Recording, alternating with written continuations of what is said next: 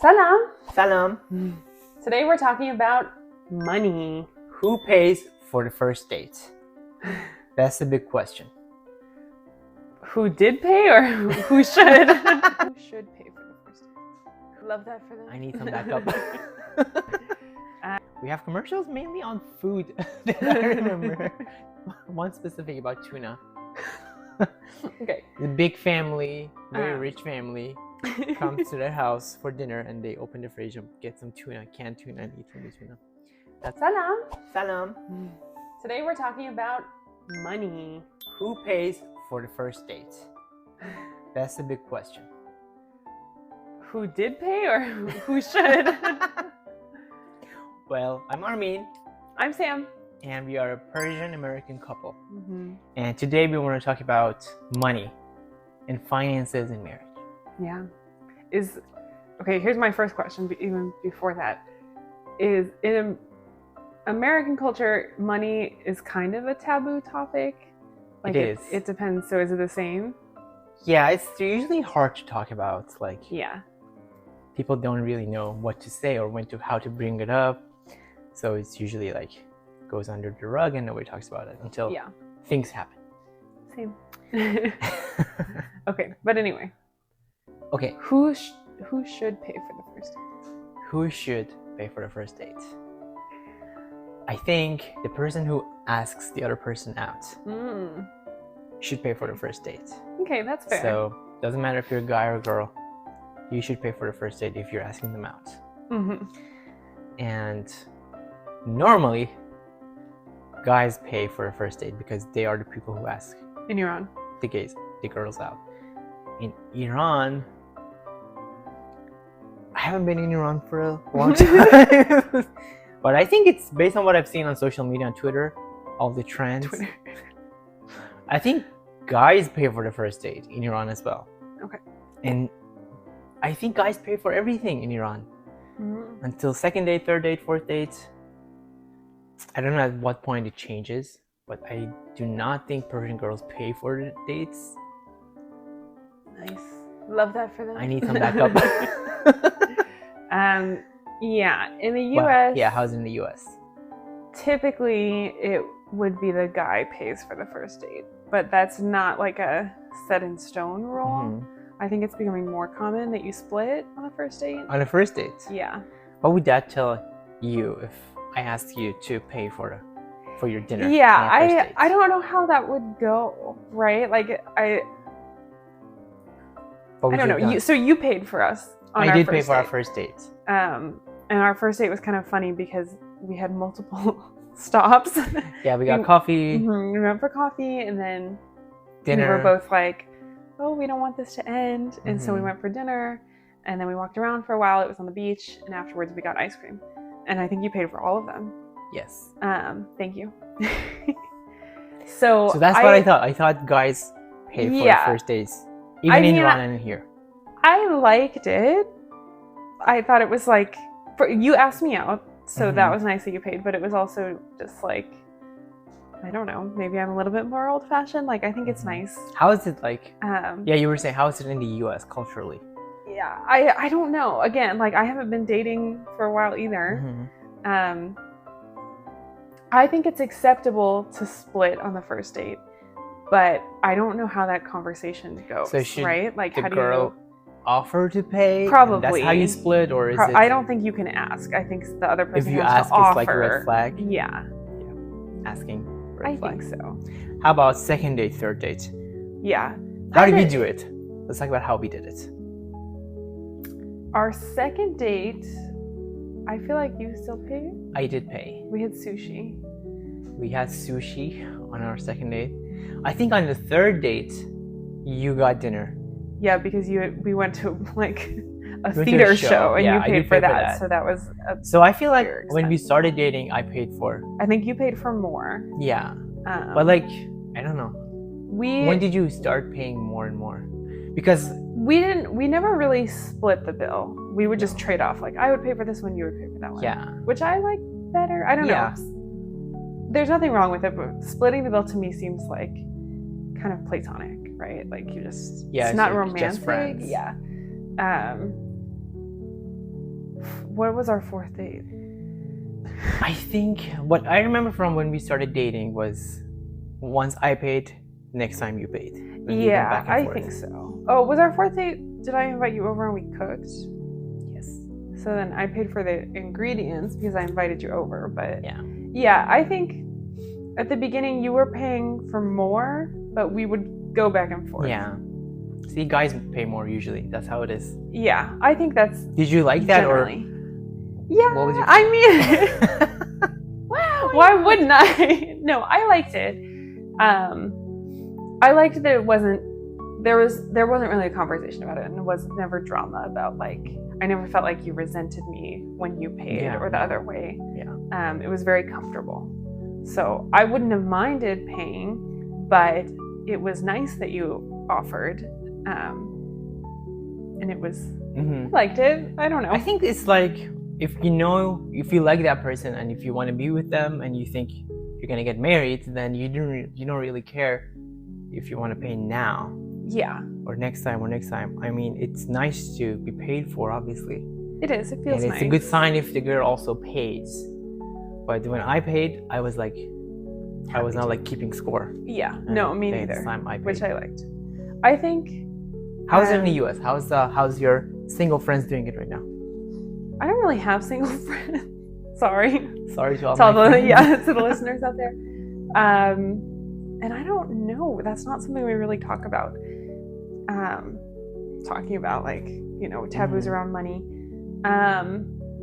I get the feeling that it's pretty much how we did it, right? Like, I think in general, the guy usually paid first on the first date, and then you would kind of switch off. Back and forth. Yeah. For us, also, when we started dating, I feel like we kind of took turns, like, I'm going to plan this date and pick where we go. You're going to plan the next date. And so we would pay for the one that we planned. Yeah. But yeah. How about trips? We usually split. We split. But not like half and half. Like I got the flights, you got the hotel. Yeah. We just kind of split. Yeah. Before we got married, we had we both like to travel. So we had each planned trips for the other person that would be a surprise. Yeah. And on those, the person who planned paid. But beyond that, like when we planned a trip together, yeah, it was, you pay for the flights, I pay for the hotel, you pay for this meal, I pay for the next one, whatever. We didn't keep score again. But I think we just in general kind of tried to feel it out in an equal way. Until we got married. Yeah. When we got married, we combined our finances. Which is nice. What do you think couples should do? Okay, here's my opinion. If you are not comfortable combining your finances with the person you marry, why are you marrying them? Right? Not to be harsh, but like maybe this people person have some reasons. I don't know. Maybe or like I know maybe, a lot of people who got married who don't want to get married just because of combining finances, or they do prenup, or get a prenup if you're really worried about it. I think if you're too rich. Yeah, or if you have whatever family assets, family inheritance, or property, or whatever that you want to keep safe. I don't know. Maybe I'm idealistic, but I don't go into marriage. I didn't go into our marriage feeling like there's going to be an end to it. Yeah. Yeah. Right? That's true. I trust you completely. I trust, you're my partner. If I didn't trust you with my money, what are we doing? Right? Because we're building a life together. Yeah. To me, it made the most sense that we combined finances because we're sharing all these things. Like when we, pay rent or get the groceries or everything, this is our life together. So I mean, I'm not saying that's the best for everybody. You do what's best for you, but for me, it would have been a red flag if I didn't feel comfortable combining finances. Yeah, if you're marrying someone, living with them every day, and your goals are the same, like you want to buy a house, you want to buy a car, you want to do this, do that. Which I think your goals have to be the same to have like a healthy marriage, right? Because even if you're not combining finances, that you're still gonna have conflict there if you don't have the same goals. You're building a life together no matter what. If you're comfortable with living with that person, it makes sense to combine finances so you can have like shared goals. This could be one of your shared goals, like exactly. I save money together. When we got back from our wedding and our honeymoon, and we, went about all the process of like I changed my name legally, and so that was a whole thing, changing all my bank accounts and all that. And we were also combining finances at that time. We had a really good conversation where we sat down and looked at, first of all where we were and what we had, but also what our goals were, what we're saving for, how we want to spend our money.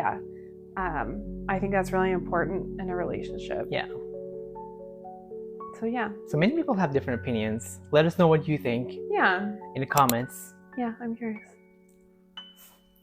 The funny thing about that is before we got married, you and I had talked about like, do we want to combine all of our bank accounts? Do we want to just put each other on? There's a lot of different ways to do it. And I would kind of ask like our friends who were also in the stage of getting married, being engaged, and everyone kind of had the same answer of like, I don't know exactly what to do. Like, it's just not something that's really talked about. It's better to talk about it. Like, even when you're dating, who pays for the dates? How do you want to do it? Do you want me to pay every time, or do you want to split it? It's better to talk about everything. It's a good sign that you can talk about even money. You can just sit down and say, hey, let's talk about money. That's it. That's how you can bring it up. And that's, I think, what we did several times. We did talk about money. No, we have it. And it's nice to have that conversation. Like, it's better to be on the same page. It makes you closer, for sure. Something that we run into since we combine finances is sometimes it feels funny, like for your birthday, obviously I want to spend money. Like, we took a little weekend vacation and I want to get you a gift. One, like trying to keep surprises hidden is funny. Like, we each kept our own credit cards, so you didn't necessarily see those charges. But then like thinking about, okay, now it's for your birthday, but it's our money that we're spending. Like, you kind of have to think, is this something that you would want? And ultimately I did think that's something you would want, but it's interesting, right? I think it changes. You're married, so you know the other person, you know what they want. Like, it's different. It's not like you're just friends and then you have the same card. No, it's a different level. And it's like, we've had the conversation. I don't know if you have these kind of commercials in Iran, but around Christmas time here, there's always a ton of car commercials where the like husband surprises his wife with a brand new luxury car, or the other way around. And we've had the conversation of like, I would not like if you did that, because don't buy me a car. That's a huge purchase from our money that like you want to talk about together and sit down and look at everything. Do you have commercials like that around Nord? I don't know. No. We have commercials mainly on food that I remember. One specific about tuna. The big family, very rich family, comes to their house for dinner and they open the fridge and get some tuna, canned tuna, and eat from the tuna. That's one stereotypical commercial I remember. Interesting. Different vibes. Actually, we want to talk about commercials on American TV. In the next video, we'll talk about this. American commercials are crazy. Even insane. To me as an American, like, so weird. But anyway. Your TV commercials are insane. Coming up next. But a big purchase I would want to always make together. But it's interesting navigating, like, I'm getting you a gift.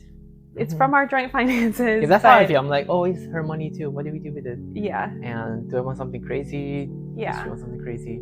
But still, I mean, it is what it is. It's part of it, right? It's fun. It's good. Well, I think that was it. Let us know how you talk about money in your relationship, or dating, being married, any of that. What do you think? Who you think should pay for different things? What is your situation? And we would love to know about it. All right. Bye. Bye until next one.